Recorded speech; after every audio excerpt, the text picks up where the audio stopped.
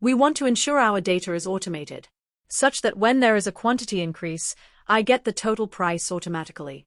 Here's what I'm going to do. I will go to my developer. Go to the Insert control. Select the spinner button in the form control. So I will add it to this cell. I will adjust my rows and make it fit in. So once I've added it, right-click, navigate and click Control Format. Then I will link it to a cell which is the quantity cell. Need to this, then I'll press Center.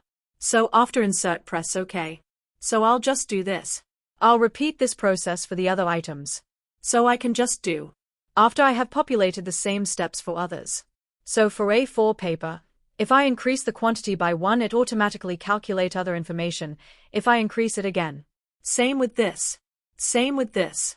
So each time we add an increase in quantity, it automatically gives us the total. So that's it.